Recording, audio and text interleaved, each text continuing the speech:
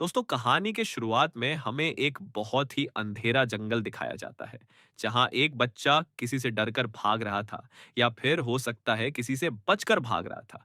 जिसके बाद यह सीन यहीं से शिफ्ट होता है और इसी जंगल से गुजरते हुए एक रेड बस को दिखाया जाता है जो सड़क से होता हुआ अपने डेस्टिनेशन तक जा रहा होता है। थोड़ी दूर आगे जाने पर एक पेड़ गिरने की वजह से इस बस की रास्ता ब्लॉक हो जाता है। इसलिए इस बस ने एक दूसरा रूट पकड़ लेता है। ये जाने बगैर कि उधर खतरा भी हो सकता है। वहां पर हम कुछ स्केलेटन भी देखते हैं। आगे जाने पर सारे पेड़ कट के खत्म हो चुके थे। अचानक से वहां पर इनके बस के सामने धुंधलापन होने लगती है और इनके बस को घेर लेती है। बस में बैठे हुए बच्चे भी डर कर बाहर की तरफ देखने लगते हैं क्योंकि एकदम से ड्राइवर को बस रोकनी पड़ जाती है। उसने नीचे उतरकर देखा तो सामने एक मरा हुआ हिरण था जिसे वो उसे ठिकाने लगा देते हैं। ड्राइवर जैसे ही पीछे मुड़कर देखता है तो एकदम से रह जाता है और जब वह बस में दोबारा चढ़ा तो पता चलता है कि उसके पीछे से कोई आदमी भी चढ़ता है जिसने बस ड्राइवर को गन पॉइंट पर लिया हुआ था।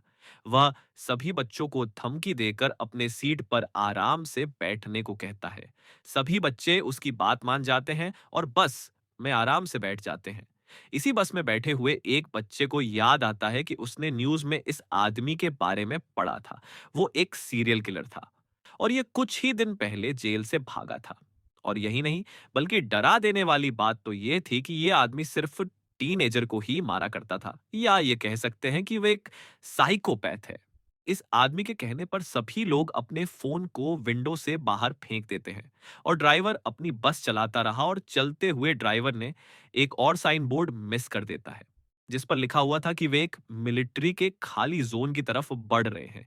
यानी एक ऐसा एरिया जहां सालों पहले रिसर्च की गई थी, लेकिन अब वहां पर कोई इंसान नहीं रहता है। अब इनकी बस एक टनल से होता हुआ जाने लगता है जिस टनल में लाइट्स भी चल रही थी, लेकिन कुछ दूर जाने के बाद उनका बस एकदम से रुक जाती है।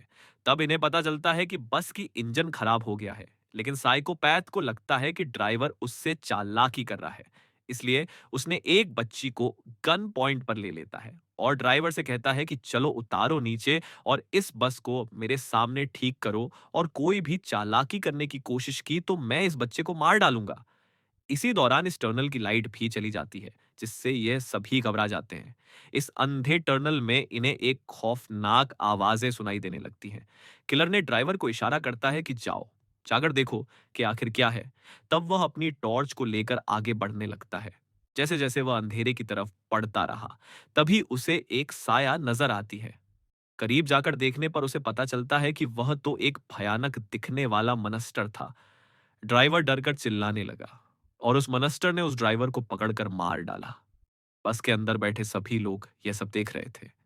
वो किलर भी जल्दी से उस बच्ची को लेकर बस के अंदर आ गया। सभी बच्चे चिल्लाने लग जाते हैं, लेकिन वो किलर सभी बच्चों को चुप रहने को कहता है ताकि वो मनस्तर उन्हें देख ना पाए और सुन ना पाए। किलर तेजी से बस स्टार्ट करने की कोशिश करता है, लेकिन यहां पर तो बस की चाबी ही नहीं थी।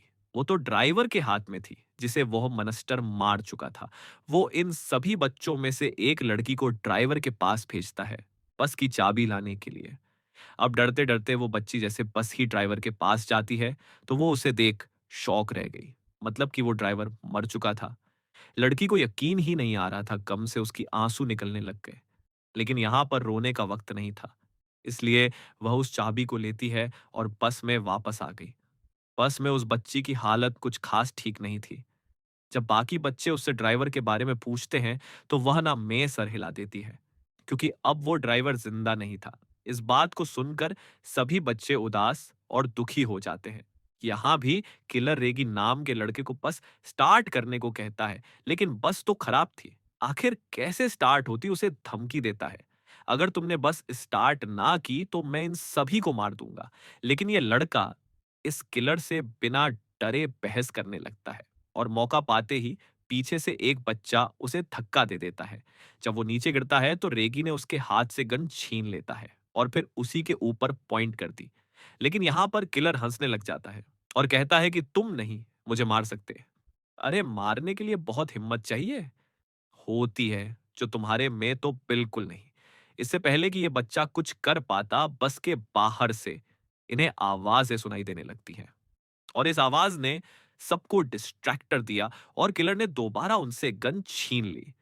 अब बस के ऊपर से आने वाली आवाजें भी बढ़ चुकी थी, जिसकी वजह से सारे बच्चे डर जाते हैं। गुस्से में किलर बस से उतरता है और चिल्लाने लगता है, जो भी हो, अंधेरे से बाहर निकलो, मेरा सामना करो। वो ये सब कह ही रहा था कि एकदम से उसकी बोलती ही बंद हो गई। उसके चेहरे पर अजीब सी खौफनाक मुस्कुराहट आती है और अचानक से कोई उसके ऊपर हमला कर दिया। हमला करने वाले ने उसके सर धड़ से अलग कर दिया था और बस के अंदर से यह देखकर बच्चे भी एकदम से शॉक रह गए।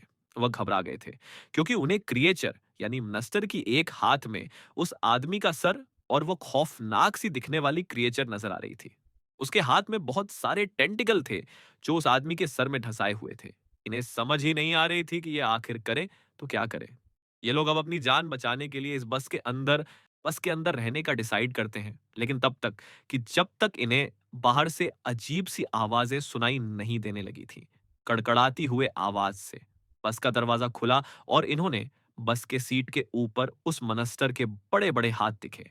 अब ये मनस्टर बस के अंदर आ जाता है, जिससे बचकर ये सभी बस के दूसरे डोर से भागने लगे।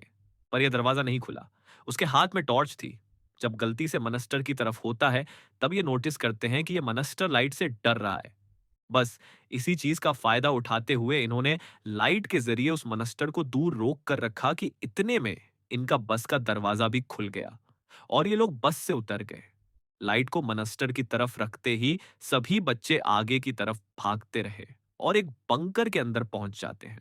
बंकर के अंदर एक रूम भी होता है, जिस पर इस पूरी जगह का एक मैप बना हुआ था, जिसे देखने के बाद इन्हें पता चलता है कि ये एक मिलिट्री बेस है।